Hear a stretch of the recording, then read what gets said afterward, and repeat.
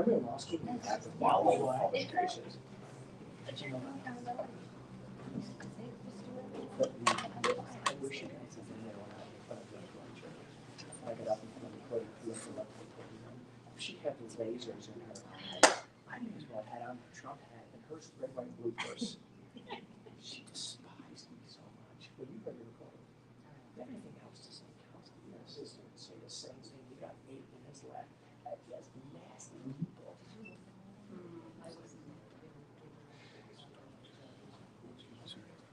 Well, I do know Your Honor, the defense counsel was up in the school. Your Honor, so I got my vaccine yesterday. And my whole family is vaccinated. Information.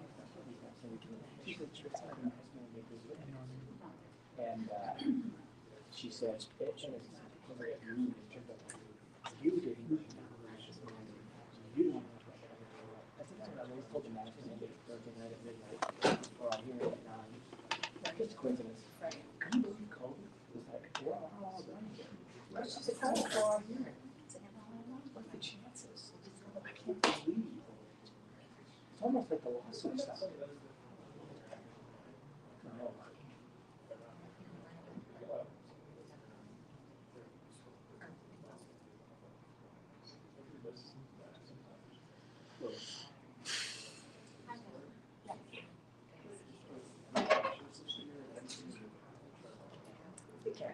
You know, yeah, it doesn't matter. You know, I mean, people do sit on the side. All right. All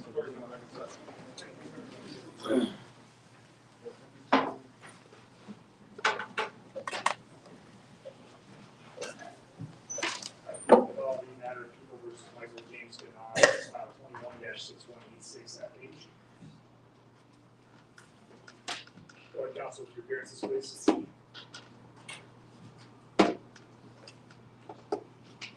Here are you on behalf. Go ahead, counsel.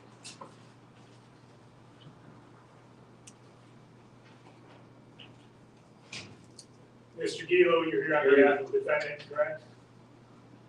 That's correct. Mr. Rowley, you're here on behalf of the people, correct?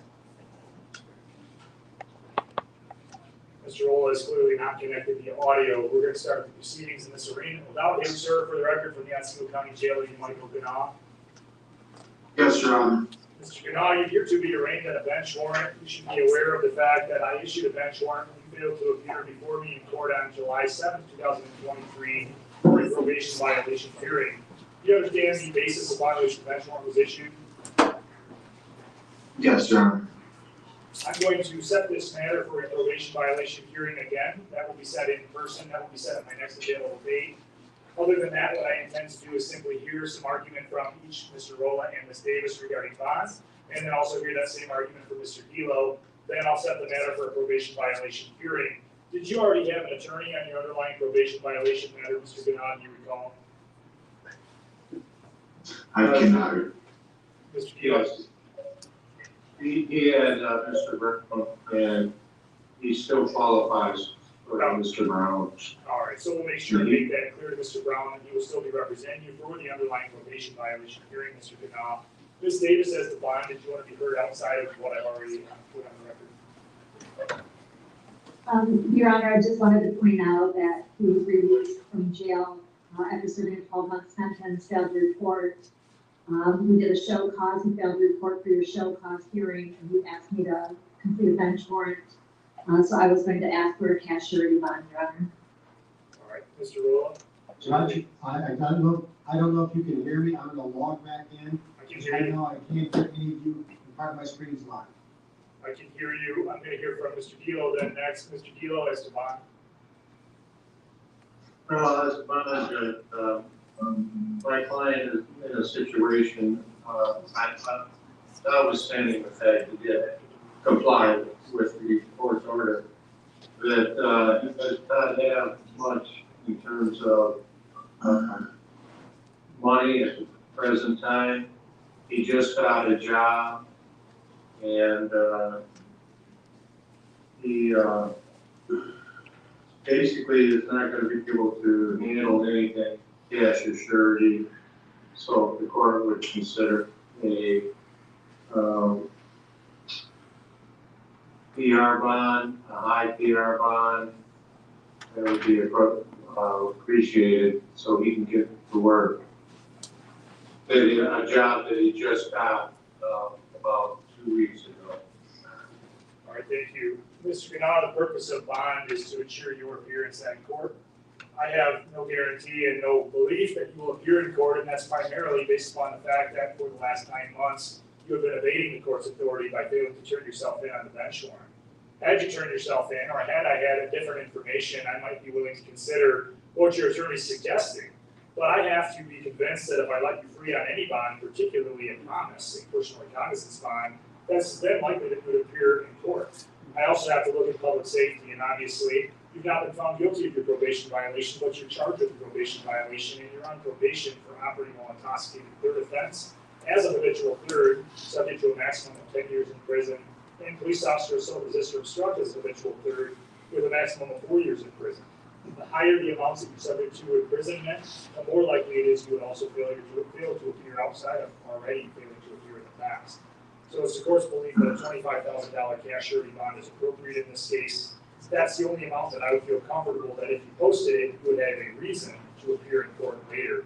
Therefore, that would be my order. You must appear in court at all dates stated by the court. You must also post that new bond and comply with all the terms and conditions that are indicated. I'll set that probation violation hearing at my next available date. Do you have any questions, Mr. Gilo? No, Your Honor. And will you, well, strike that. The court will notify Mr. Brown that he's still appointed and send him a notice for the probation violation hearing.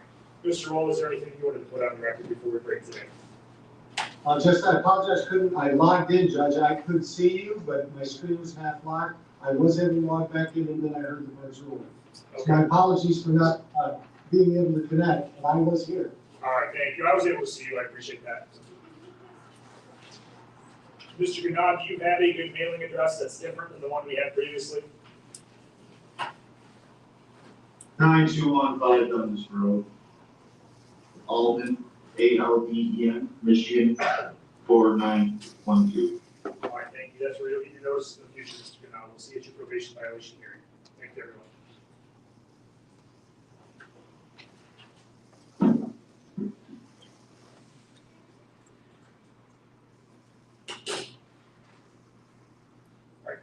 Next matter of Moore Murphy Hospitality, doing business as Iron Pig versus the Health Department of Northwest Michigan.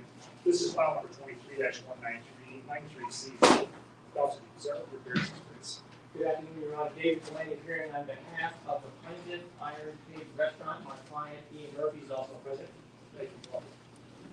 Deputy Judge Matthew Cross, on behalf of the Health Department, and the Health Officer, Dan Farrell. Thank you and welcome. So, Council, as you know, we're here on some oral argument today that was, I believe, requested by each of the attorneys. I just want to go through a brief what I have received so far and reviewed, and then I'll also oral argument to the extent that the attorneys still wanted to offer it. So, first and foremost, I received the plaintiff's, I say first and foremost, first in my stack, I received plaintiff's motion for declaratory relief. I then also received the brief and response by the Health Department. I also received and reviewed the defendant and Health Department's motion for summary disposition and ultimately a reply brief filed by the Iron Pig. I received and reviewed all of those multiple times over. I'm fairly confident in what I think the attorney's arguments are, but the purpose of oral argument is really to highlight those things that you think are most important or to add some additional substance if you wanted to. Mr. Delaney, it's your case in the sense that you filed the case. Did you have a preference for how you argued either first or last? I will argue first, and I do not believe I will need rebuttal.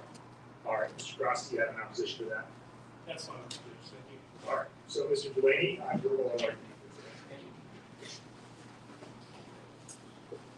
you. Your Honor, I know the court is well versed in this constitutional area, having previously written an opinion that was relevant. And I also know counsel for the Health Department also briefed this area very well.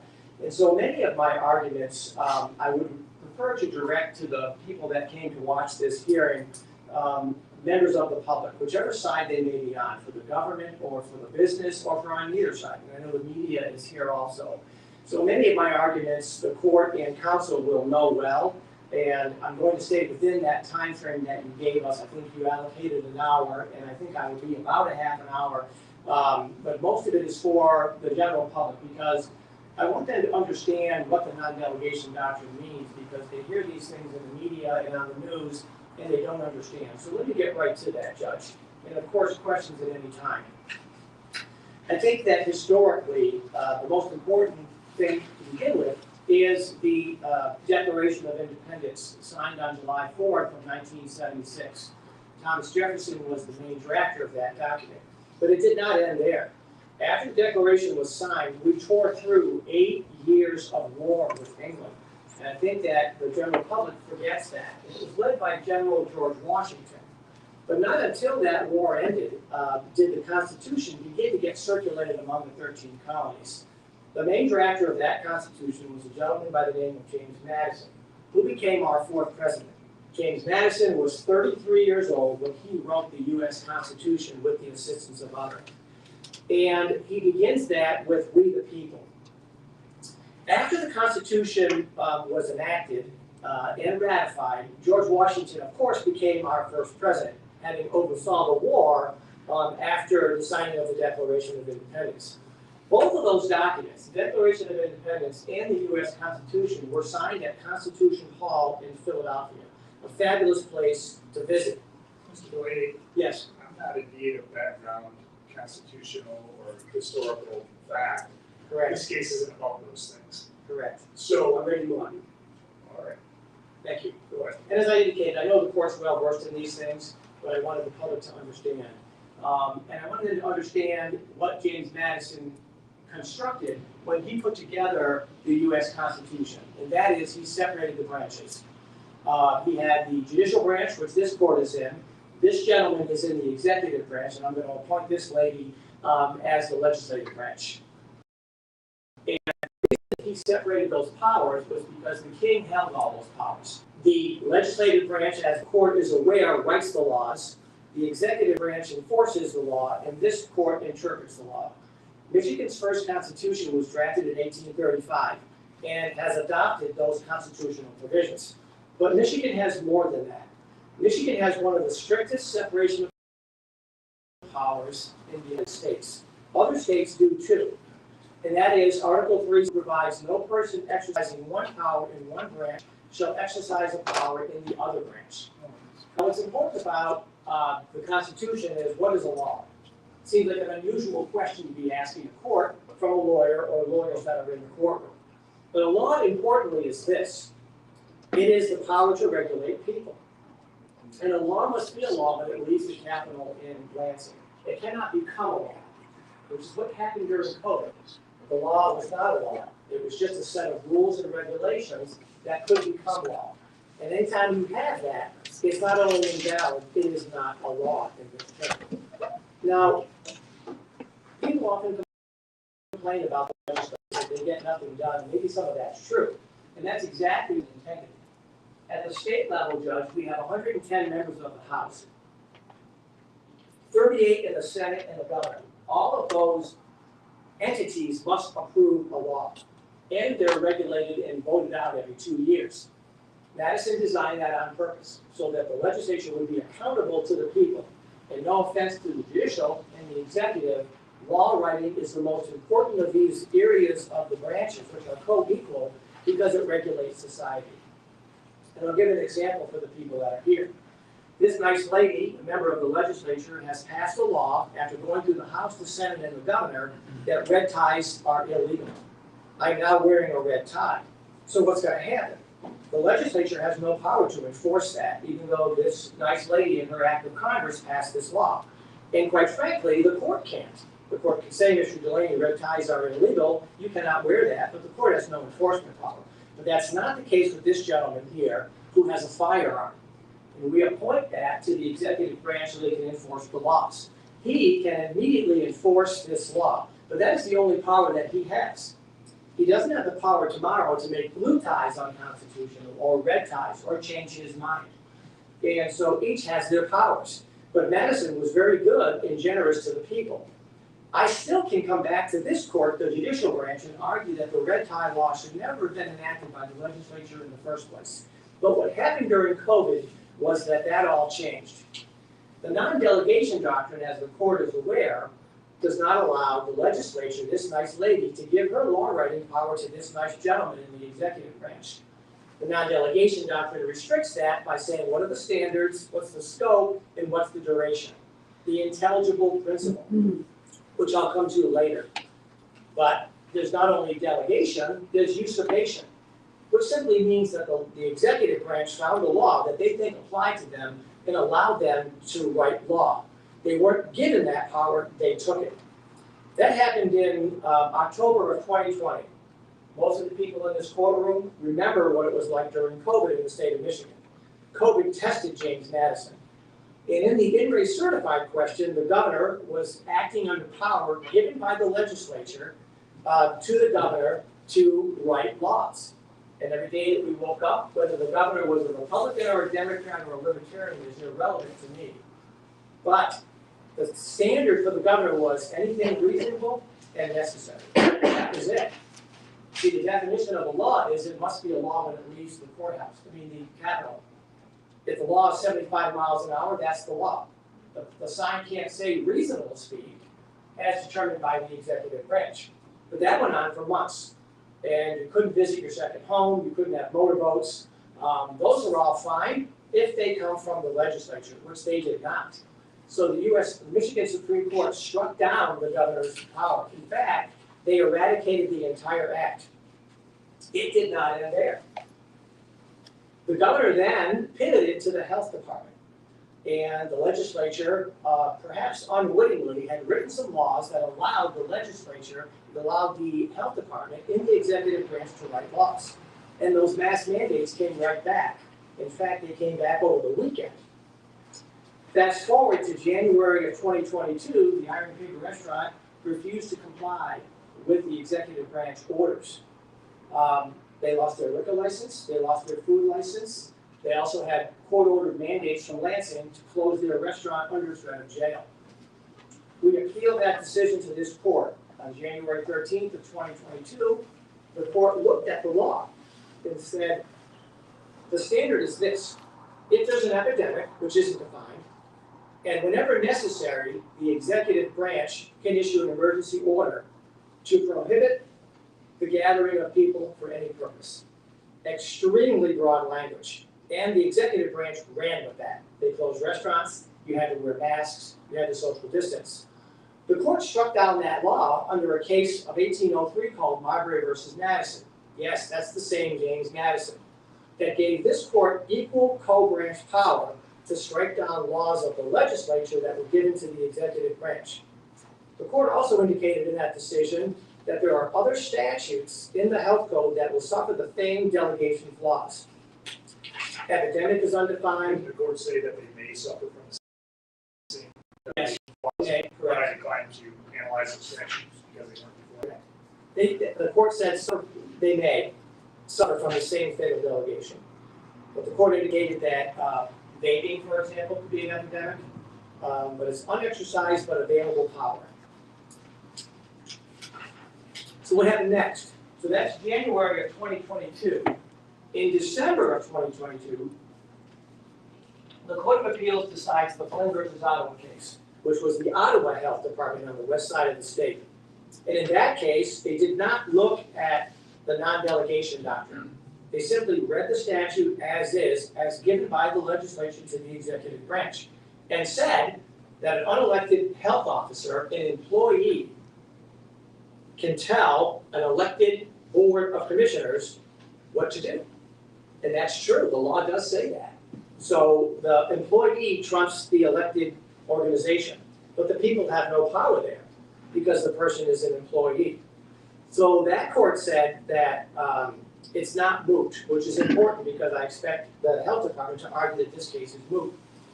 But that published case in December of 22 said, look, the mask mandate has been off the books, COVID is over, we are still going to decide this case because some type of emergency order in the future is likely to recur.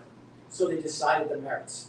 Well, let's look at this case, because you cite 5 different statutes that you're asking me to find Yes. violative of the non-delegation clause, correct? Correct. 2453, 2451, 2455, 5201, and 5203. Correct. Which of those statutes were cited by the department with respect to any of the challenged actions or the closing of the Iron Pig restaurant?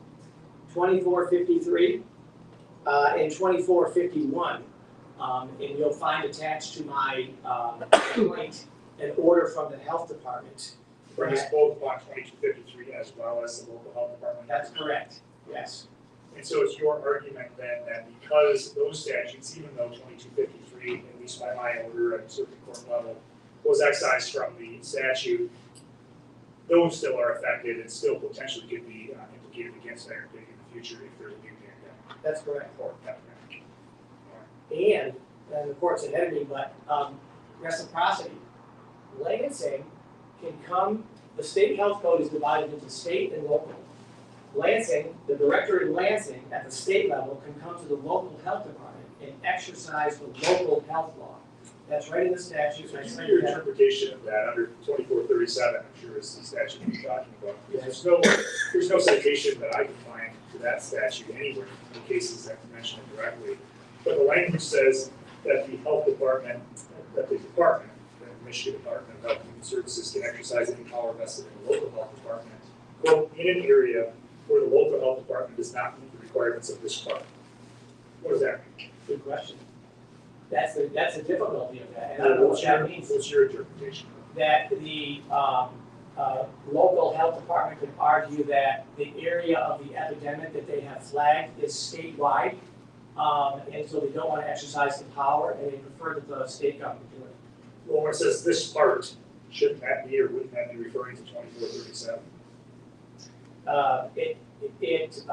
2437 doesn't have any emergency powers associated with it, Right. so it would be a dead-end statute then. So you view 2437 as enabling the State Department of Michigan, the Michigan Department of Health and Human Services to use any of the other statutes that still survive? Correct. 24, 53, 51, any of them if they so choose. Yes, and vice versa. The local health department can use the state law. Is there any published or unpublished authority that you found from an appellate court that supports that interpretation? No, it could have been challenged. Right, I couldn't find it, and I was interested whether or not Right. you found any. I haven't seen anything like that, and we don't know the coordination between the state and local, but we know that the local acted. And actually, there is a connection. When the Iron Pig case began, they brought in a local health order, and they cited 2453 and 2451. Then the state came in and cited their portion of the statute. So they were piggybacking, if you will, on the local health department. So they both worked in concert. The local health department and then the state liquor license and MDARD on the food license all worked together under the state health code to close indoor dining and have mask mandates and regulations and things like that. So it was very circular ultimately in this case. And so either one, we could have brought in the local health department, but we took an appeal from the state health department. And that really wasn't on my radar, Judge, until a year after you ruled, when the Court of Appeals in Ottawa in the public case said, right on point, the local statute allows the health officer, and by then, quote the year after you ruled, allows the local health department to come in and issue orders, and the board of commissioners, the elected board, can do nothing. And that's still the law. So the T&B case comes out, Judge, and this would have been in June of 2023. Iron Pig was actually on the same track as the T&B case, but the health department and the attorney general rescinded their appeal. They abandoned it and the case closed, putting their hat on T&B. Well, in my view, Judge, T&B, a published case, is a mirror of this court's ruling. A year and a half after you ruled, T&B comes out and says 2253, the state version, is unconstitutional because it's a violation of the non-delegation doctrine. And in my view, Judge, they incorporated and were well aware of your ruling and had read it. They also said that the epidemic is undefined. And they went further than you did, because you talked about obesity and opioid and tobacco. They said loneliness could be an epidemic. And if people are lonely, then the state health department can start to take some action. And the local health department, because these laws are the same at the state and the local level. But most importantly, T&D addressed mootness and said, so long as the health department disputes the constitutionality of the statute, it's not moot. It's an actual controversy, and they do. They're here. I believe they're going to stand up here and say, we have this power, and we want to exercise it, and we may or may not. A decision, and I wasn't able to brief it, Judge, out of the U.S. Supreme Court, and it was only decided March 19th of 2024, so just a few weeks ago, if that. And that's Federal Bureau of Investigation versus FIRKE, F-I-K-R-E. And that is at 601 U.S. space, it doesn't have a number yet, 601 U.S. 2024, in which the FBI placed a passenger on the no-fly list. They challenged the constitutionality of the statute, and the FBI took them off the list. And a unanimous Supreme Court, I think, said, no, it's not moot because of voluntary cessation. You could put them back on the no-fly list tomorrow. And it was a constitutional question.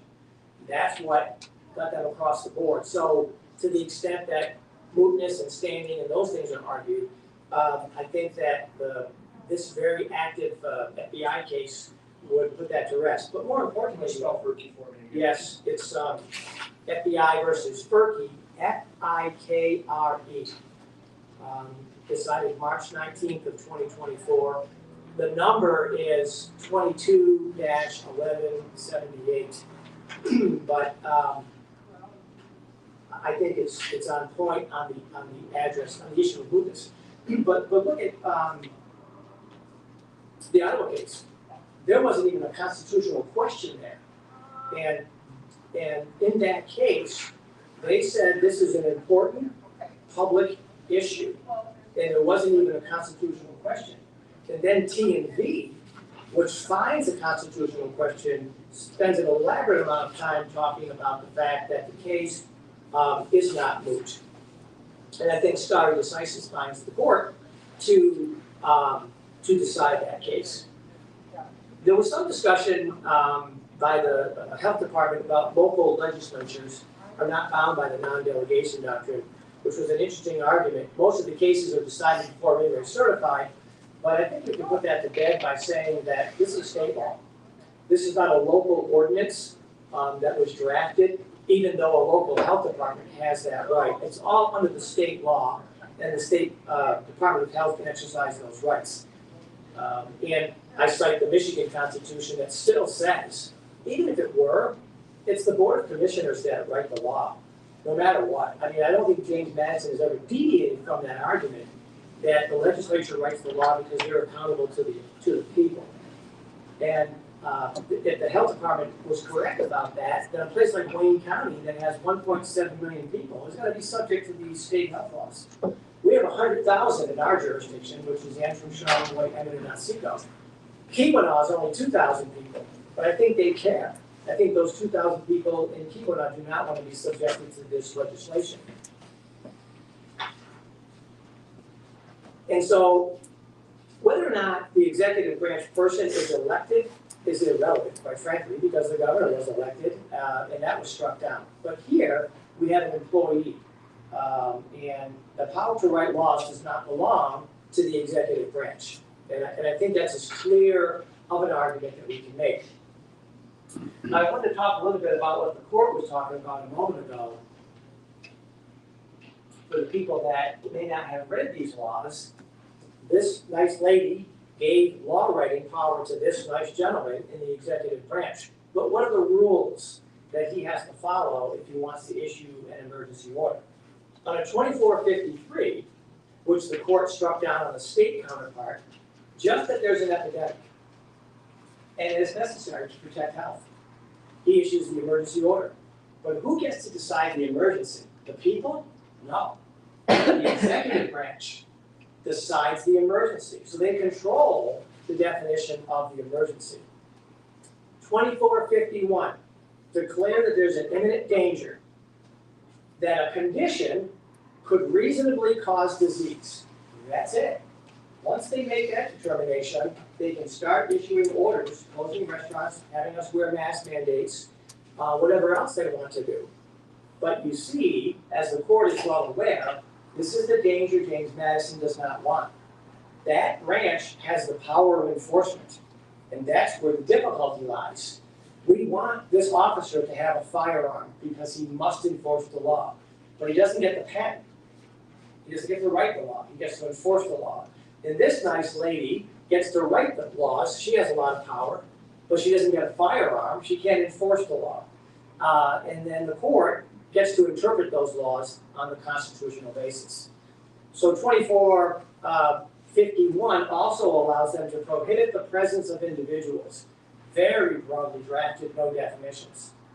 2455, any building that could reasonably believe to be the cause of disease based on the condition. Now that's going to be a restaurant, or better yet, a school. If they find that COVID or some other disease or loneliness or anything that's an epidemic, they can close the school under 2455 because the building itself is the cause of the disease. 5201, if the officer reasonably believes that somebody harbors an infection, whether or not it's present. So you just look at somebody, and the other criteria is there an unwillingness to conduct himself in such a manner as to not place others at risk? That sounds a lot like COVID and social distancing. And It seems to again, me a lot more clear guideposts than reasonable and necessary, though. Would you agree?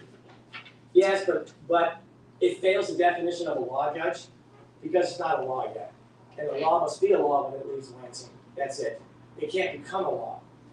And the law writing belongs to the legislature, but by doing this, they're giving the executive branch broad powers to write laws when they feel like it. Well, it appears you recognize that there can be some sharing between the coordinate branches, so long as the delegation does not violate the anti-delegation or the non-delegation doctrine. You cited the case, the preeminent case from the Michigan Supreme Court. Right. You cited it and relied upon it in your brief. It says that you can have that coordination, you can have the delegation so long as there's some reasonable exercise of discretion or channeling of the exercise of discretion, right?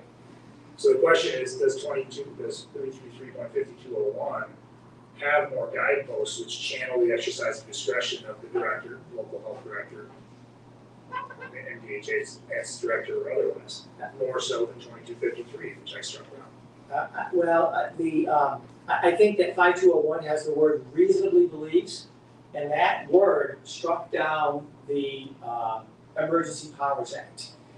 And the court got the other half of that equation by the word necessary. Reasonable and necessary were in that statute, and both those caused the demise of the statute. The court only had necessary, and that was struck down. So this is reasonable. I think reasonable is worse. It's more broad.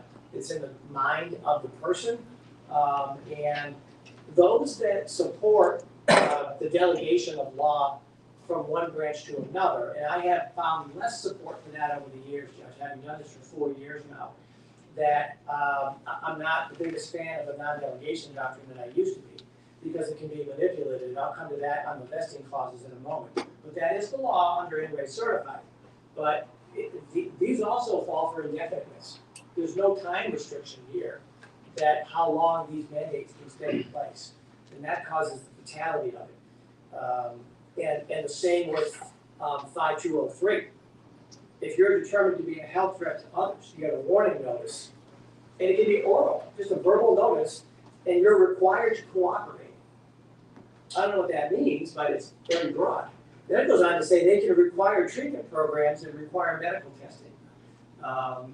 But these laws were well intentioned in 1978, which was a long time ago, but they were never used.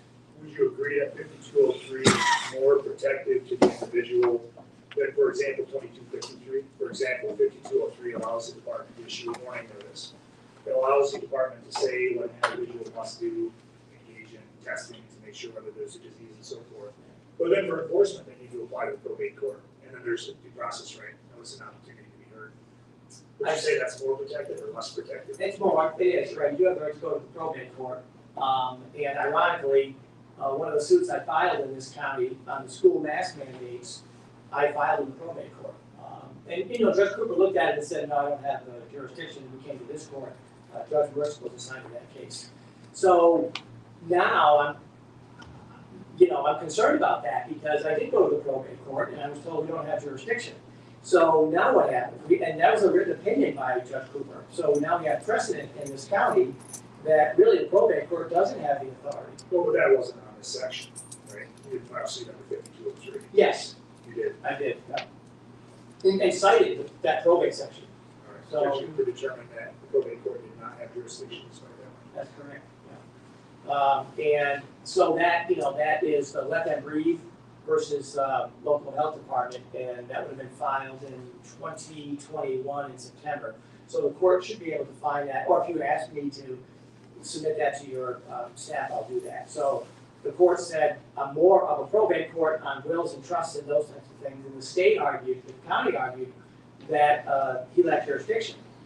So he came to this court, under the circuit court, and I still believe that the probate court is the proper venue, but I'm Whether here. or not it's probate or circuit though, that the individual citizenry has the ability to redress their grievances in court, does that make 5203 better able to survive a non-delegation challenge? It's got a better shot at it. I'm concerned about the earlier language in there, about that they get a statement that requires the individual to cooperate. A person could just cooperate and not know they have a right to go to probate. About that. And what happens, Judge, if the health department issues an order under, and they cite 2453, 2451, 5201, 5203, and 2455. Now we've got a basket here, which is what happened on the mask mandates in the school cases. They racked up all those statutes, 2453 and 2451 for sure, imminent danger. So then what happens to the basket? Half are clearly unconstitutional and some are more suspect. But I stand on the premise that they're gonna need a lot more guidance if we're gonna allow delegation. And what they should be doing is, which is in my complaint, and we just have some limitations on our briefing, is fact finding. If the legislature says to the executive branch, if you find these facts, you can then issue this order. But I want to see court relief in 2453 and 2451, 2455. The elephant in the room is the legislature has the power right now. So if this is what the public wants, then write a law that would require mandates under certain circumstances.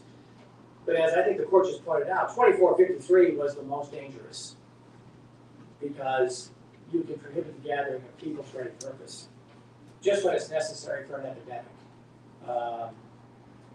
And if we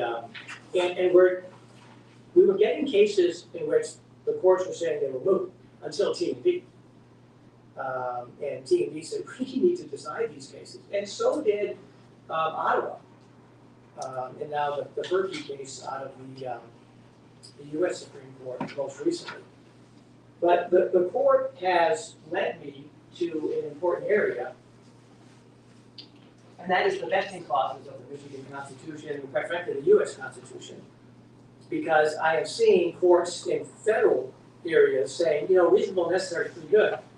That looks pretty good to me, and we think the non-delegation doctrine is malleable and is flexible, and I don't. And I'm concerned that if T&B is not in the Michigan Supreme Court, what if they say that in-rate certified was wrongly decided, and non-delegation is alive and well, and the health department has these powers? I didn't want the court to think I created vesting because I provided some Supreme Court briefing in which they say vesting resolves the case because law writing power is vested in the legislature, enforcement is vested in the executive, and interpretation is vested in the courts. That's it. The Constitution doesn't talk about delegation anywhere. That's a judge-created rule, no offense. in the early 1800s by the U.S. Supreme Court. And their location is mandatory. There's no way that the executive branch has this power. They cannot share power that was given by the people. I found an interesting quote that said, when there's a pure delegation of legislative power, it's irrelevant whether the standards are adequate. They are not standards related to the exercise of executive or judicial powers. They are plainly and simply standards for further legislative power. And it doesn't help the court. I think the court demonstrated just now the difficulty of the non-delegation doctrine. Well, couldn't this be reasonable? And isn't there a little more authority here? And I think it's now, at the time I did not, but having litigated this for 4 years, including in the Court of Appeals, the intelligible principle may be on the chopping block. And Justice Gorsuch said that in the Gundy decision in the dissent. But think about this. So I recognize that you're trying to advocate for the change of law. I think you also recognize that I'm bound by certain questions. The legal framework that they laid out for trial courts, it's laid out for me. Yes. Right? I'm bound by it. I've got to go look at, the scope, I've got to look at the amount of the delegation, the duration of the delegation, it's all in that opinion that I have to look at, right?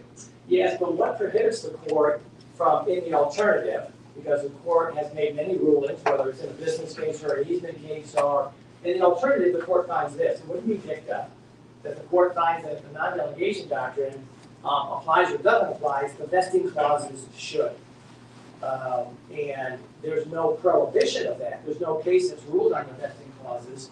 And you've got clear language in the Constitution that vests that power. And there it should stay. And what right does the legislature have to give power to another branch? Where does it say that?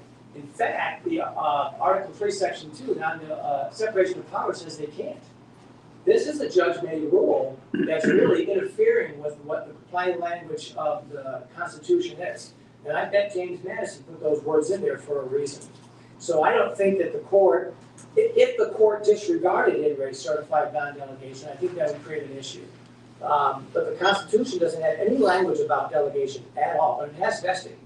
And that's the reason James Madison made it so difficult to pass a law through the House, through the Senate, to the governor, or to the president, but not so when it's an employee at the health department. And so I think that the court has authority to find in the alternative that the vesting clauses prohibit any delegation whatsoever. A few more areas, Judge, and then I will be wrapping up. The court's been generous. Certainly during COVID and during the Iron Pig cases with Ian Murphy, we heard a lot about, well, I hope you're happy now because now we have no laws at all here, and when people get sick and die, it's going to be because the Iron Pig pushed this ruling. But none of that's accurate. We still have the Emergency Management Act, which I think the court cited in its decision. The Emergency Management Act is still on the books, and that allows the executive branch to issue emergency orders at the state level and at the local level. Now, some would say, well, wait a minute, doesn't that violate what you just said about delegation? I thought they couldn't have that power. It's not a delegation because it's only good for 28 days. To me, it's a bit like the state police closing the highway. They can't close the highway, but they do because we have an emergency. Everyone respects that, and then it's opened up again. So for 28 days, the legislature has allowed an emergency order to go in place, which is a lot shorter than 280 days that we used to endure. And then it gets back. See, so it's not truly a delegation. More than just a delegation that's limited in scope. Correct. I'm saying the same thing. That's right. Yes. It actually meets the criteria of the non-delegation doctrine. It's not even a delegation because it's 28 days to allow the executive branch to implement something. But after 28 days, the legislature never loses control of that power. They don't really give law writing power to the executive. So that's there right now. So if we did have a pandemic in 10 minutes, the Board of Commissioners could allow the executive branch, the mayor for the city, for example, and those two different agencies, to issue an emergency order, and the health department. So that law was looked at and in-rate certified and deemed to be a proper constitutional framework. So we are protected if we need an emergency order right now. So doesn't that reasoning cut directly against your suggestion, though, that this court find that no amount of delegation is allowed under the vesting clause? In other words, in recertified questions directly ruled upon a clear delegation and said because it's limited in scope, it's acceptable and it does not violate the non-delegation clause. Yeah, I agree. I mean, Ian Murphy will tell you that I don't like the Emergency Management Act, only because of what I've read about the abuse of what's going to be the non-delegation doctrine. So I think the best way to look at it, and the court makes an excellent point, it is a contradiction of what I just argued. The vesting clauses don't allow this. And that's how I would do it. The legislature, especially now, is able to get together within hours and pass an emergency law if they needed to. If it was really that serious. And they're going to have to fix the Constitution if they don't like it. But those are the laws that we have. And so if you give an inch, you take a mile, as they say. But I think that the best way to argue the Emergency Management Act is it's not truly a delegation. Because when you give temporary power to somebody, you're not delegating that indefinitely. And all those health laws that we just looked at are forever, whenever they feel like it. And so the true constitutionalists would say that the legislature never lost control of their law writing, and that's what the delegation clause does. It gives it away permanently. And that's kind of a test, I think, that you run into here. So you're right, I'm not a fan of the Emergency Management Act, but these laws were never tested the way they are now. And maybe your court was finding that the EMA is unconstitutional. I have to stay true to the Constitution, and I think it's got some issues. It's on the books, and so is non-delegation. And I think social vesting also beyond there because of the indefiniteness of it. Now, I just have a few closing remarks, and I wanted to conclude where I began with three people: James Madison, Benjamin Franklin, and Thomas Jefferson. Now, the court's aware, and so is counsel, it was James Madison that said the accumulation of all powers, legislative, executive, and judiciary, in the same hands, the king, is tyranny. And I think we all experienced that during COVID. Now, Benjamin Franklin is one of the signers of the Declaration of Independence. And people said, I don't mind giving up a little bit of my liberty for knowing that the government's in control. The government's going to take care of the restaurants. They're going to take care of COVID. And so there's security in the idea that if you give up a little bit of your liberty for security, you're going to be okay. But Benjamin Franklin said this, and he was there at the signing of the Declaration of Independence. Those who are willing to forfeit liberty for security will have neither. Now, Thomas Jefferson, the drafter of the Declaration, there's a paragraph in there that I put in my complaint, and I want to summarize that and conclude.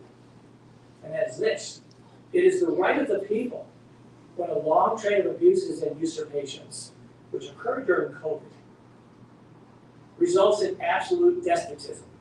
Now, despotism in the 1700s meant tyranny. Then he goes on to say this: it is their right. But he says more than that, Your Honor. It is their duty, an obligation of the people to do what? To throw off such government and to provide new guards for their future security.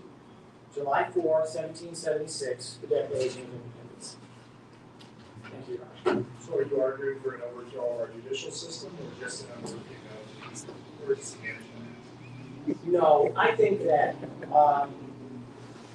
and I've been asked those questions recently, that if we limit law writing to the legislature, the people have the most control with the limited terms, the two houses, and the governor and the president, but that we will not have these COVID issues again.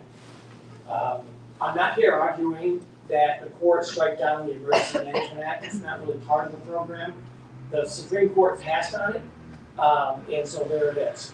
But I think that the court can find that the EMA is not a delegation under the non-delegation doctrine.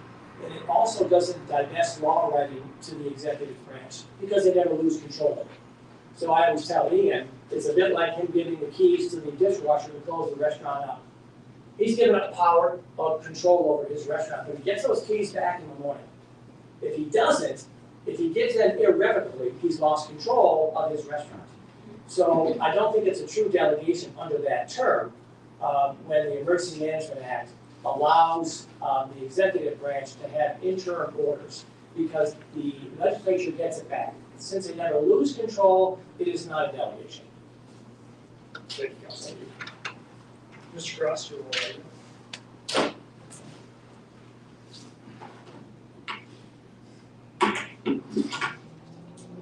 Judge, I'll try to be relatively brief. I want to start at the outset by clarifying the issues here. I think we're more or less in agreement on how this should be framed under that intelligible principle standard that we got from the Supreme Court. But Mr. Delaney separates the complaint into the first 4 counts being under the non-delegation doctrine and the 5th count being under the vesting clauses. I would argue that he's trying to draw a distinction where none exists. I mean, these doctrines are saying the same thing. These are all sort of supported by the notion of separation of powers. We know that because Article 3, Section 2, which gives us our separation of powers, they're cited by the plaintiff in the complaint in support of both theories. So, and those doctrines are essentially the same thing. They're saying, as Mr. Delaney is arguing, that there are these clear delineations, these 3 equal branches of government are siloed. Legislature writes the laws, judicial interprets the laws, executive executes the laws, and those lines cannot be crossed. But I think the court has at least implicitly acknowledged this. That's just not how democracy actually works. There's often blurring of the lines between the 3 equal branches of government. So I would argue that there's no claim under the vesting clause. I found absolutely no authority for that in Michigan. There's not a single case that relies on the vesting clause to invalidate the statute. Not one. So I think we agree that the non-delegation doctrine and the intelligible principle standard that the Supreme Court gave us is what applies here. So, you know, I can understand it. It's an easy argument to make. The plaintiff wants to just rest his case on T&D and Associates and certified questions and this court's previous opinion, but those involve different statutes, different scope, which I'll talk about in detail in a little bit. But a different outcome is warranted here based on the scope of this delegation. So, well, I'm going to let you have full time here if we need to go past the hour that I allotted, we will. But starting with scope, how do you interpret 2437? I cited in the reply brief by Iron Pig, and I'm sure you examined it. How do you examine that? What does that statute mean? 2437 wasn't part of the complaint. No, it wasn't. It was cited in the reply in terms of bringing up the argument by Iron Pig that if the local health department has it, then the state health department has it.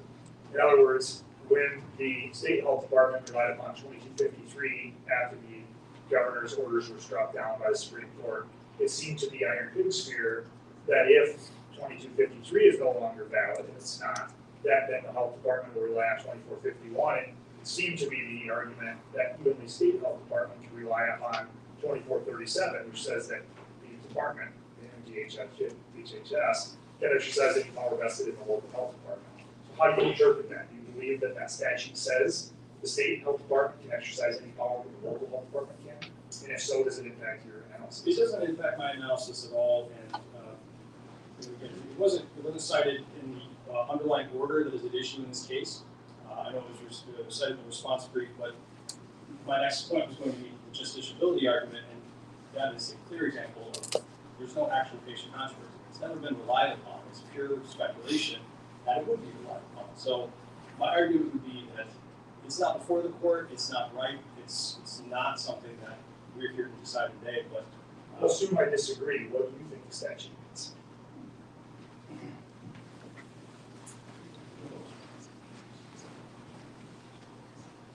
I mean, I would agree with that interpretation, but What interpretation? the interpretation that the health department on the state level could exercise any authority that the local health department could exercise.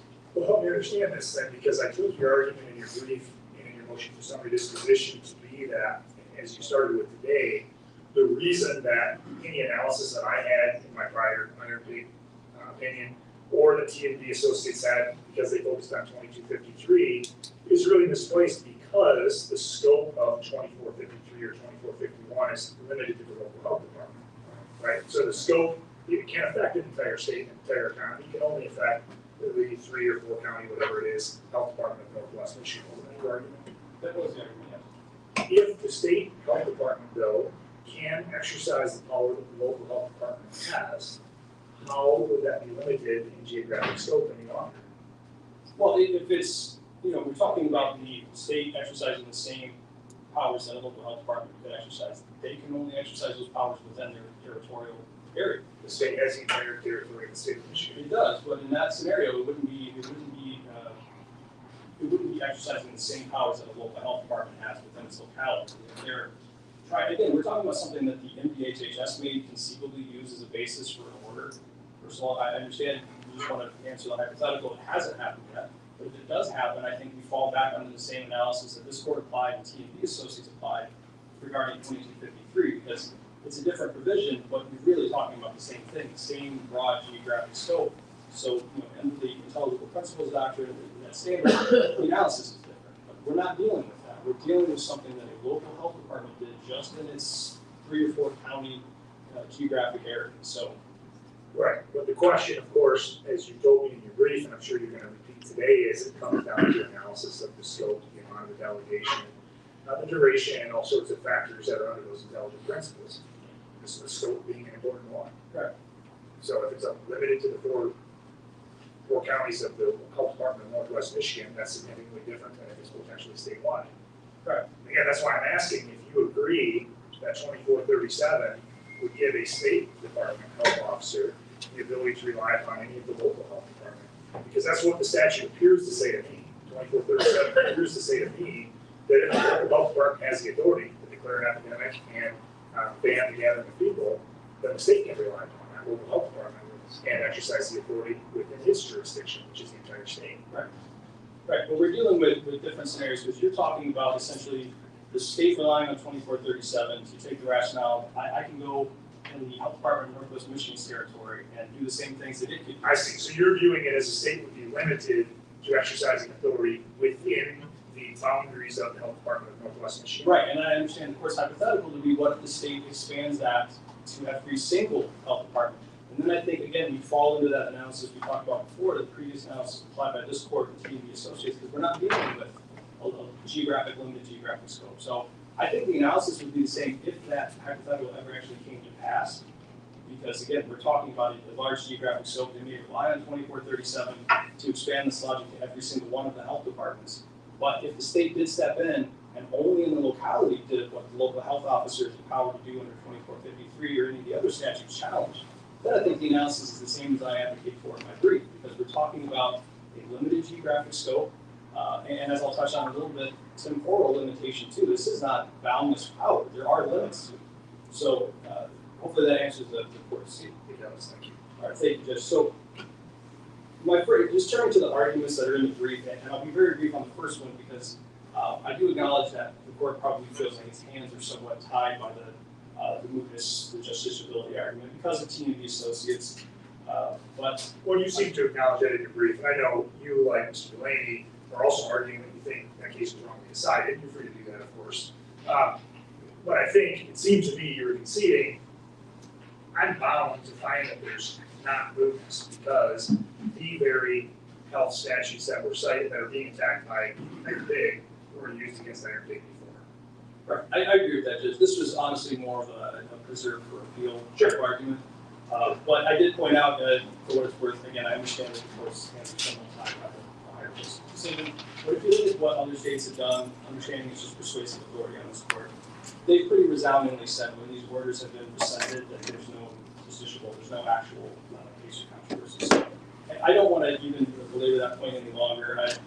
Mr. Delaney acknowledged it. I mean, in the Flynn opinion, the court confusingly sort of acknowledged that it was moot, but then went on to address the merits anyway. So I don't really have any further argument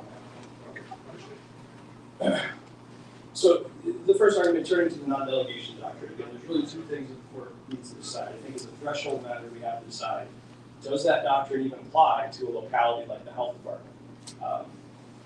I cited, in the cases I cited, they speak in sweeping terms about Article 3, Section 2 of health and local government, and that is clear from the plain language of that section that it only applies to state and local government. So I read the the response obviously and the attempt to distinguish the cases I cited. I don't think they really did so in a meaningful way. I think it's clear that it doesn't apply to a local health department. But to take it a step back too, because I wanted to just establish one sort of foundational principle about the non-delegation doctrine, the version of it that's advocated for by the plaintiff here. Again, it's that strict silo. You cannot cross the lines, but that's just simply not what happens in practice. The lines between the three branches of government are quite blurry, and I promise I'm not going to read you a bunch of quotes today, Judge, but there's one from the Mayor of Detroit versus State case that I thought maybe just kind of encapsulated this point perfectly. So it's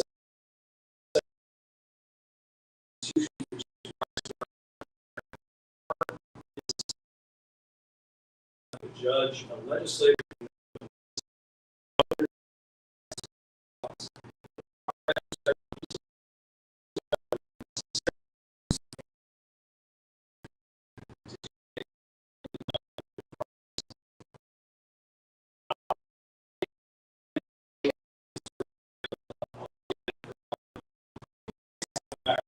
Congress. I mean, in 1789, 17 number of very, very broad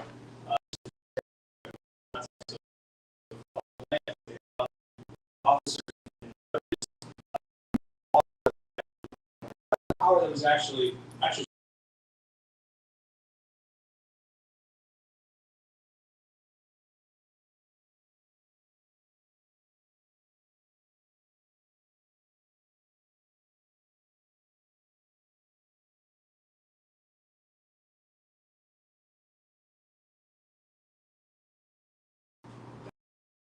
that's not much of a standard, and the executive protection, essentially monopoly for up to 14 years. And just one more example, in 1790, they delegated to the executive the power disabled veterans to the pension rules. And in doing that, they said that he could, quote, add to the list of invalids of the United States at such rate of pay and under such regulations as shall be directed by the President of the United States for the time being. Again, a very, very broad delegation. It was the executive's ability to choose who gets the pension, how much they get, how they get paid, and how those funds were drawn from a limited pool of resources. So obviously these aren't relics of the past. Delegations happen all the time. I read you one delegation, and we look at here in this court. The Michigan Supreme Court is empowered to enact the rules of procedure in court, and even enforce those rules. If I were to get out of hand here, you could hold me in contempt. You have some enforcement power as well. Of course, we have one example here in the Public Health Code. Another easy example is MINOSHA here in Michigan. I mean, they pass their own rules, enforce their own rules. They even serve a quasi-judicial function dealing with initial appeals. While that does ultimately go up to an administrative law judge and then continue to a circuit court beyond that, that is pretty broad authority to give an executive agency like MINOSHA. So turning to the actual test itself, the courts acknowledge is really what applies here, and that's the intelligible principle test. So, and again, I think this is my only other quote that I'm going to read for you, Judge, but in the in-res certified questions case, they said, no valid objection can be made to delegated authority or discretion as to the execution of laws, and quote, a certain degree of discretion and thus lawmaking adheres in most executive or judicial action. And that comes again from the in-res certified questions case, 506 Mich at 358.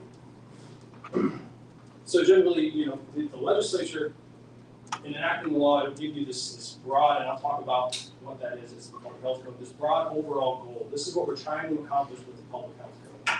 And then they set in place sort of guardrails to guide the executive's hand as they implement that overarching policy. So again, we look at whether the legislature, in delegating a certain amount of rulemaking authority to the executive, gave that executive intelligible principles to follow. So in doing that, and this is just sort of a summary of the case law that I cite in the brief, but there's certain considerations that the court wants us to take into account.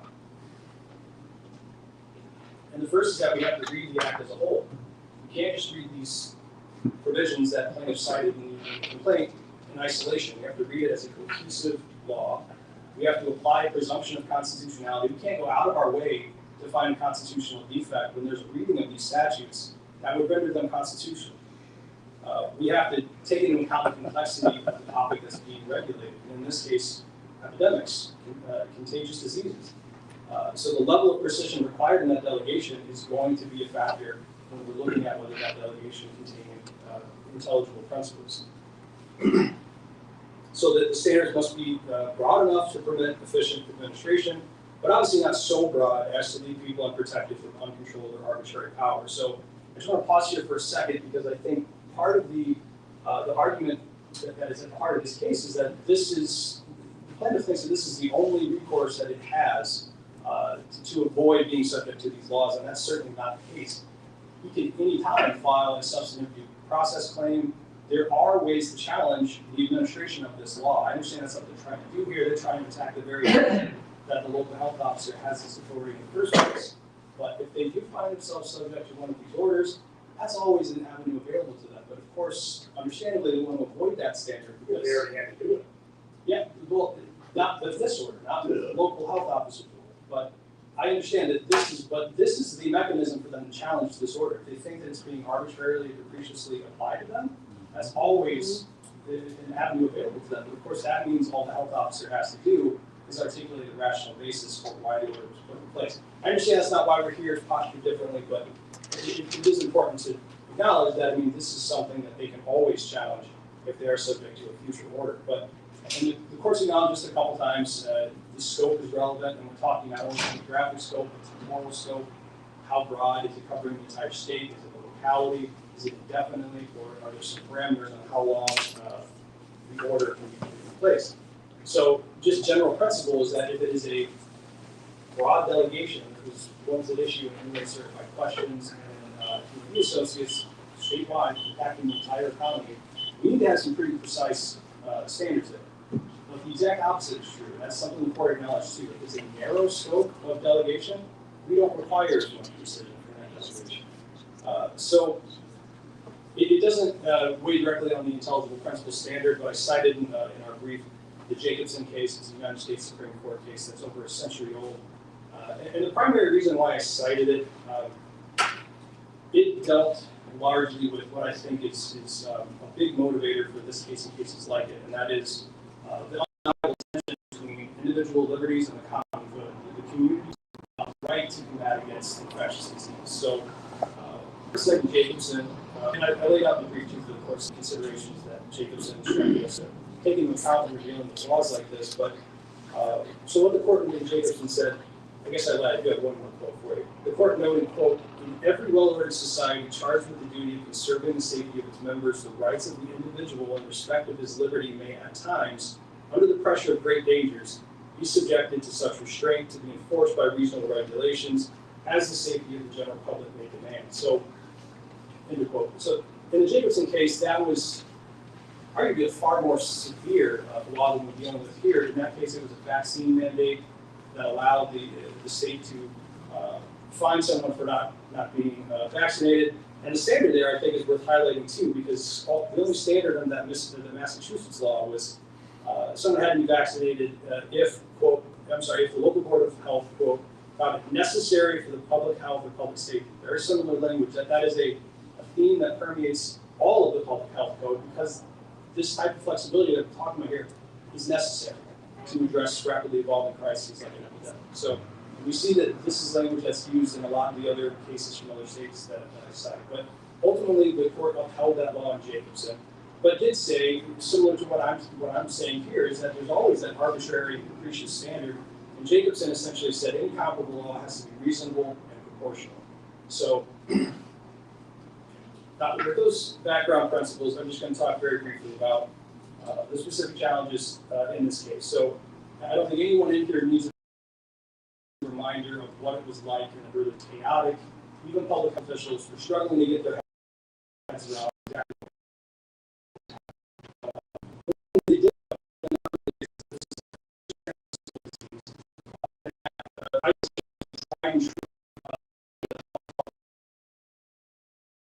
Community. Specifically to the public health general process of the legislature will say, this is our overarching goal, here are the parameters that we want you to stay in. So that goal of the public health code is to protect the safety and welfare of the people of the state, and the legislature even said in MCL 333.1111, parents 2, that we should liberally construe the public health code to achieve that goal. So I would argue first and foremost that it would be impossible to achieve that very lofty goal without affording local health officers a certain amount of discretion and authority to implement the public health code in their locality. So we have to consider too who this person is, who is the local health officer. This is consideration that I believe it was the Indiana court that I cited in my brief that they focus very squarely on, because this isn't just someone off the street who's guessing at what might be the best thing to do to avoid the spread of disease.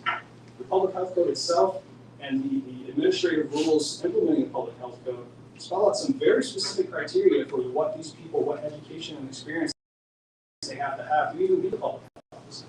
So they have to have years of public health experience, and that's a better position, certainly than me, or the court, or the legislature, or the Board of Health even, to know what is necessary in the locality. It's informed by those years of education. I don't understand how that matters. I understand logically, emotionally, having somebody who's well qualified, and assuming your directors with the health department are to make those calls.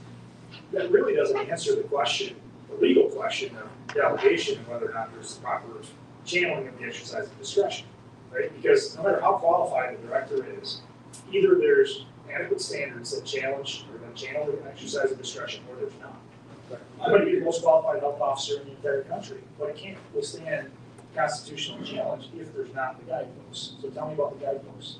Right, and that's what I'll turn to now, but I appreciate that comment, and I understand and agree, Judge. It's simply one factor that other courts would face with non-delegation doctor challenges. That's one factor they take into consideration. And I primarily mentioned it just to give the court some background and some comfort to know that this is not like, this is someone who's more, you know what they're doing, but I agree with you.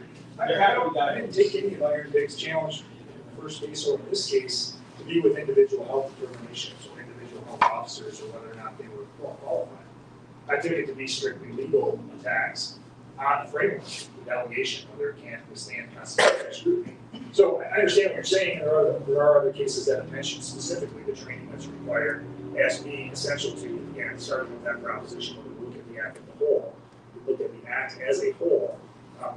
But I think it still has to get down to, and I think you've acknowledged this, the average legal standards that go with the durational length.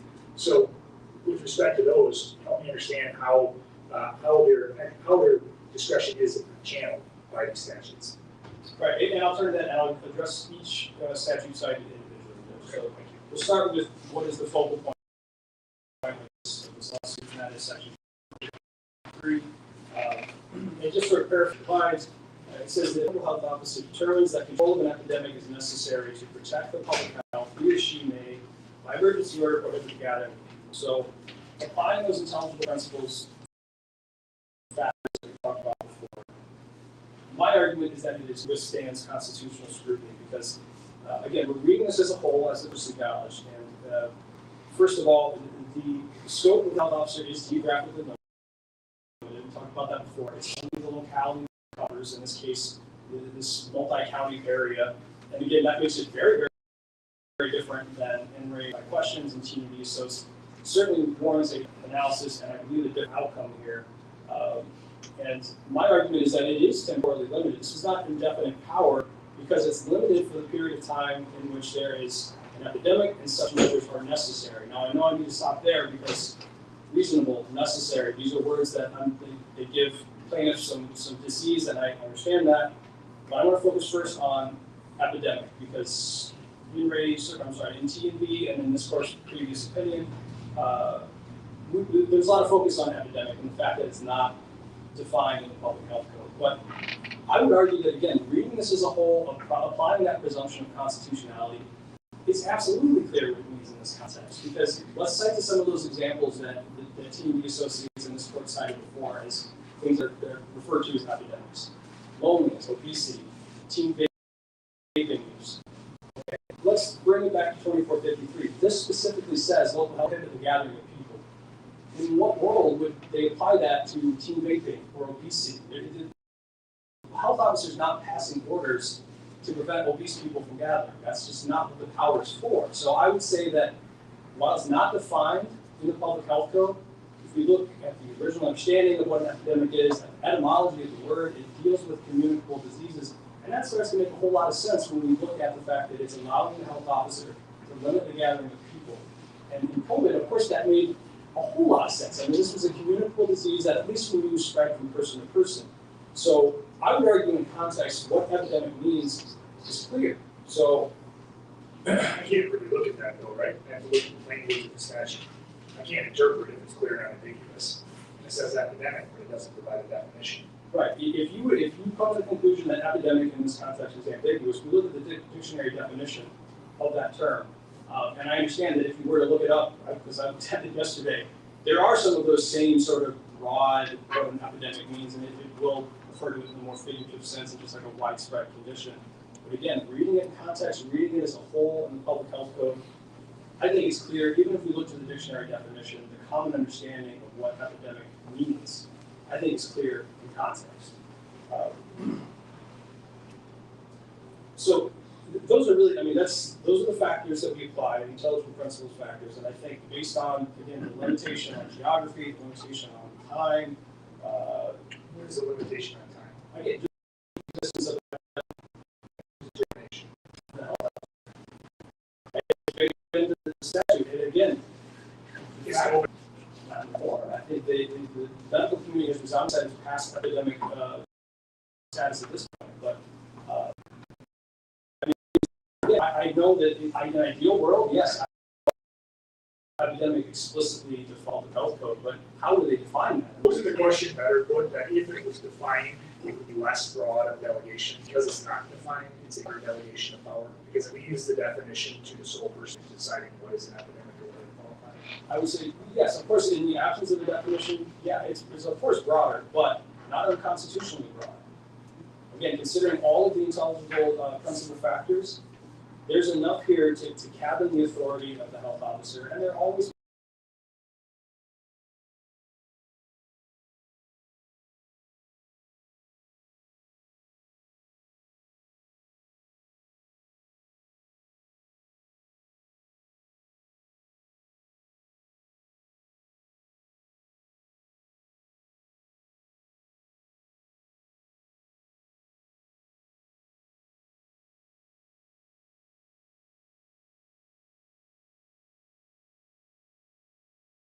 gaps, these ambiguities. And yeah, it'd be nice for them to explicitly spell out everything that could possibly ever happen when that statute is. We know that's just not how the laws are written. So it is an ambiguity. It is a broader delegation than it otherwise would be if there was a definition for an epidemic. But again, I think the question is it an unconstitutional delegation, unconstitutionally broad? And I would argue it is not. So. Beg your pardon for just a moment. Do I have Gaylord Cole or Jacob Colcat here? Hearing none. Court officer, when you have somebody new step in, would you just double check the name? I'm looking for the last name, Cole. Yes, sir. That's a litigant that's supposed to appear at 3 o'clock. And we're still looking before that time. It's on one of my clocks. In any event, if you see that person, let me know, please. Yes, Your Honor. Okay, go ahead. Thank you, Judge. And I'll try to wrap this up. No, I'm not trying to place any time restraints on you. I just want to be aware of my other hearing as well. Okay, so moving on to section 20C, the provision that provides this is upon a determination by the local health department that an imminent danger to the health or lives of individuals exists in the area served by the health department, the health officer must immediately report the danger, initial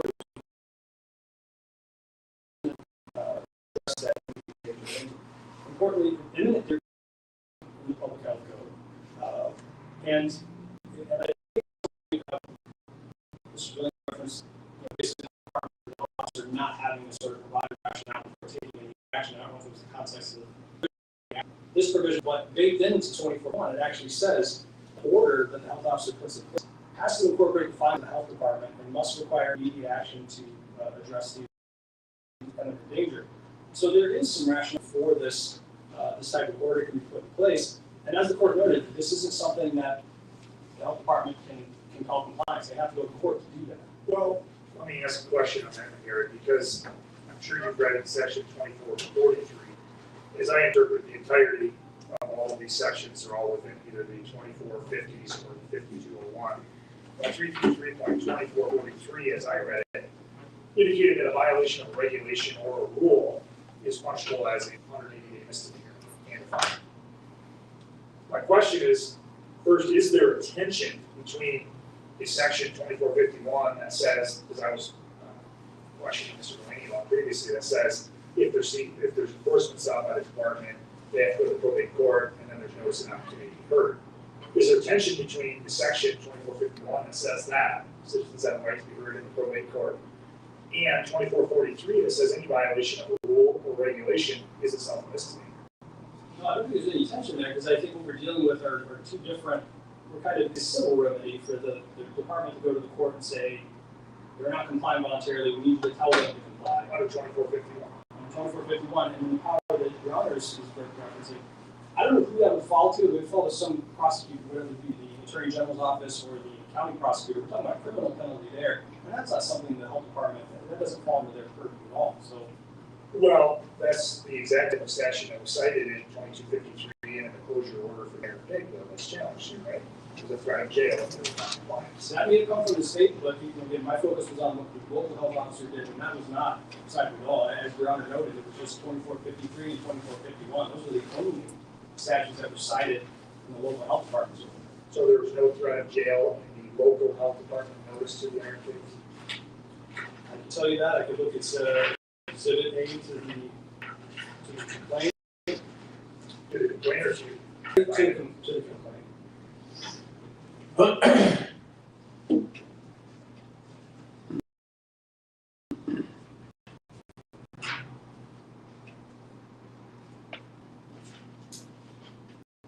Yeah, Judge, I see no record of misdemeanors, criminalities. It's 24-1, 2453. There is a 29.2113 of Michigan's food laws. Nowhere cited is there any threat of a criminal penalty, which I would argue to the court that that's not a threat to the health department. And maybe they could have made Iron Pig aware that, hey, this may happen to you, but it's not an authority that the health department had. I mean, they could have brought up criminal charges on Iron Pig, but well, the health department acted by and through the Attorney General's office in the state of Michigan. It certainly has an authority. sure, yes, but it's not something that this local health department would do, and it's not something they threaten to do in this case either. Would do or could do? I guess that's the Couldn't do. I don't think they have the authority to and that would fall through whether it's a county prosecutor, Attorney General's office. That's apart from 2451. And some of the evidence too, to compel compliance, they're trying to compel. This is a civil rule remedy of compelling compliance, not putting them in the jail. I see you a lot of the focus on the anti-suicide question. And the reason, part of the reason that they found the delegation so broad and not capable of being salvaged is because it involved not only civil but also criminal penalties. Isn't that part of the reasoning for the very sort of questions? I did. I didn't read that to be a focal point of either of those decisions. I think what they're really focusing on is the broadness, the geographic broadness of the delegation of authority statewide, as opposed to what we're dealing with here, being local within a couple of counties. I think you took me off track. So So that's okay. And getting back to 2451, just very briefly applying those intelligible principles, factors is going to be a common theme with all these statutes, but it's limited in geography to the territory of the health officer. I would argue that the definition of imminent danger is as precise as it can be. Again, is not going to be able to formulate a law that leaves no gaps in accountability. There has to be some discretion to the executive when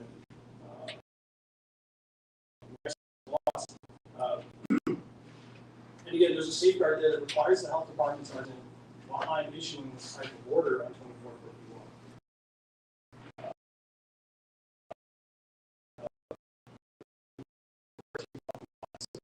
Opportunity for the person who's subject to that order to challenge the order. So there are safeguards in place. 55, which again, this is another statute not cited. The health department's issue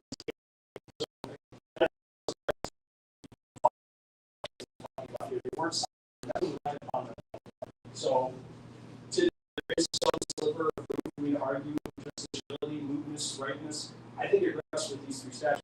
They remember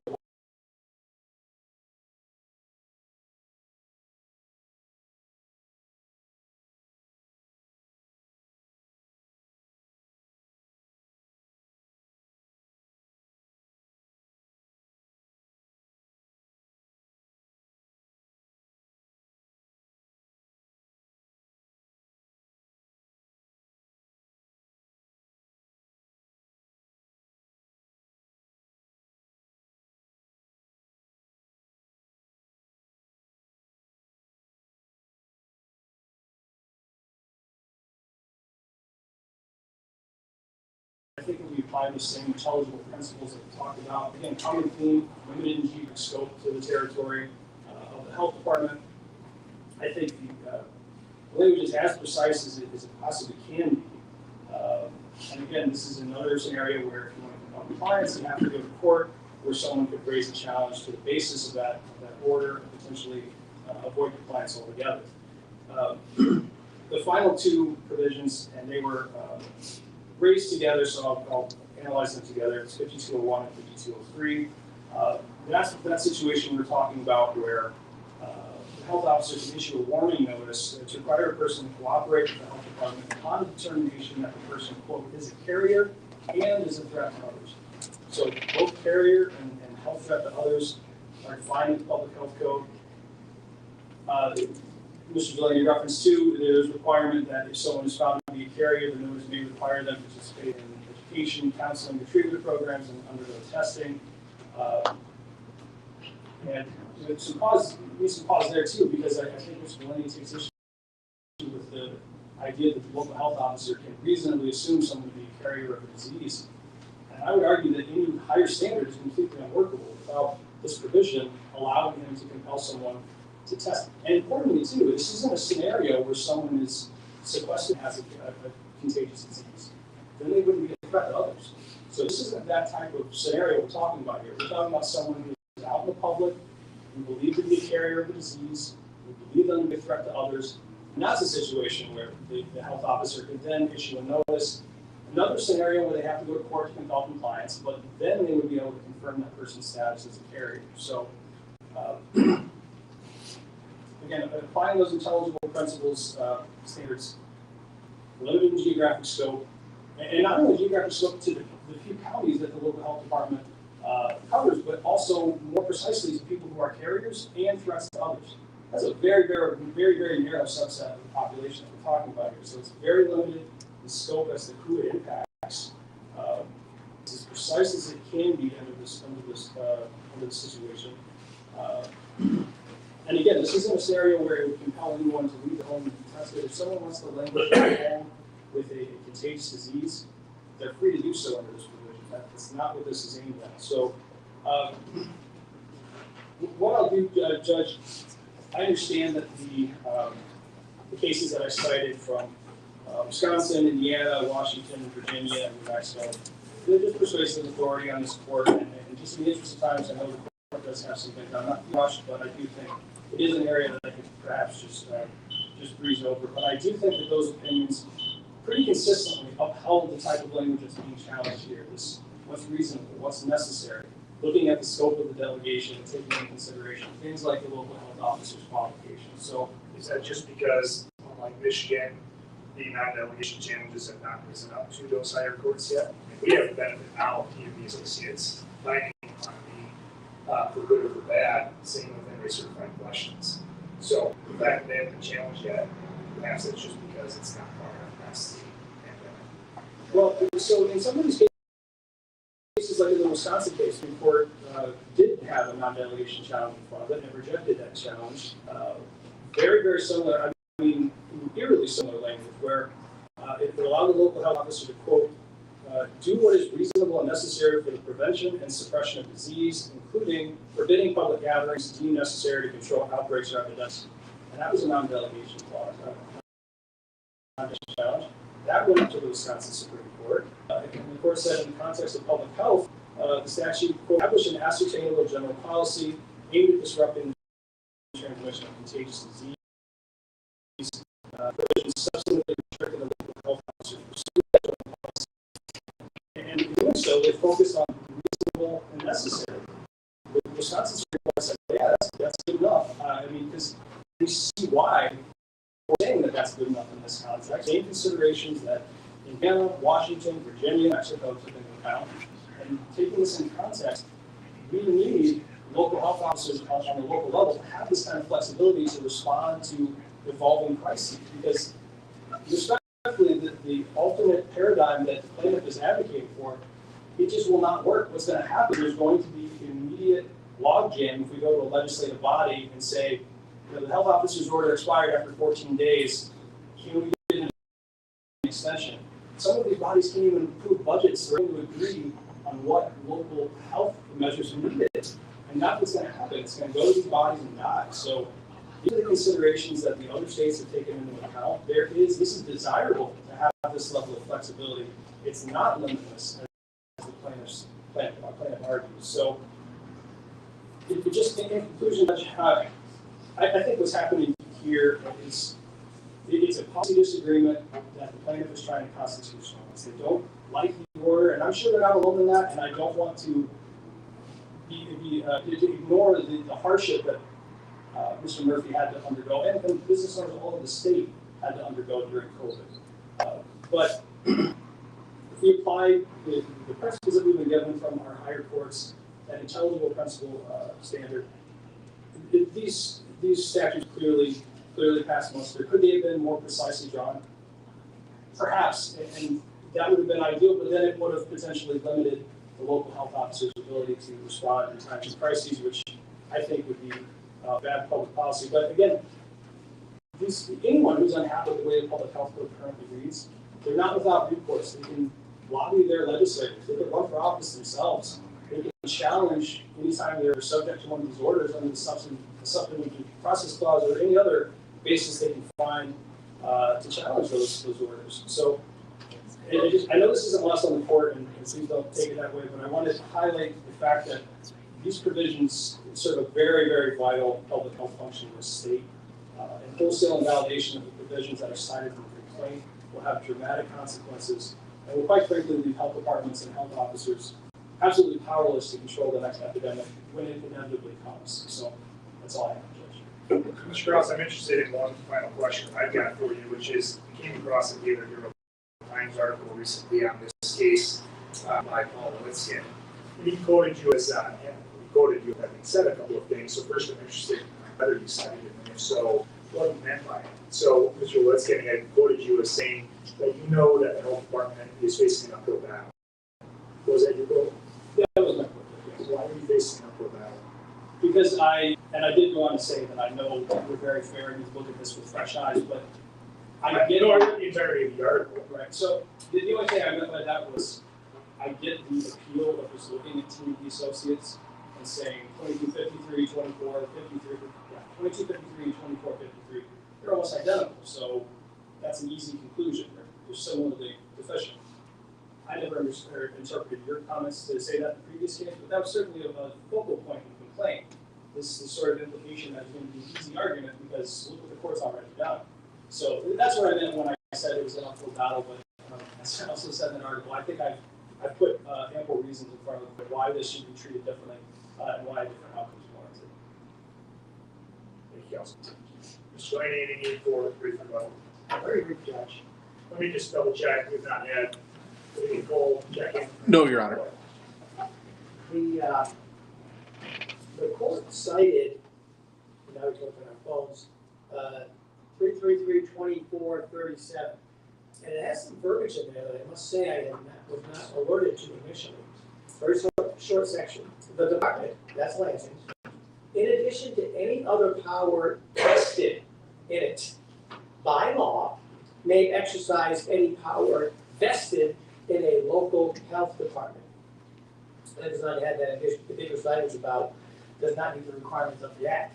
But I would say that the state health department and the local health department has no power vested in it under the Michigan Constitution for law writing. They have other powers, enforcement, but they do not have law writing powers. And I think it's very interesting language that it must be vested by law, twice that's in there. Doesn't that undercut your argument that 2437 somehow creates a bigger geographical area than the state can match onto? Correct, but the state health department, quite frankly, is going to argue, we are vested with that power. And it's gonna take me time to get to court to argue that. But I think that if the non-delegation statutes that we have gone through today are struck down as unconstitutional, then I'm not concerned at all about 2437, because the state and the local health departments will have no power vested. Thank you. Thank you. Any sir, Bob? Our council, I think your briefs and your oral argument today. Yeah, I like to find my, this is important to each of the parties and to this court. I'm going to issue a written opinion. I'm going to attempt my best to be brief, unlike I was in the last big case, and also to the opinion how quickly that is, I don't know for sure. But I'll get a copy to each of the attorneys. Thank you both for being here. Thank you everyone for the public who's got interest in this case as well. Thank you, thank you, Eric.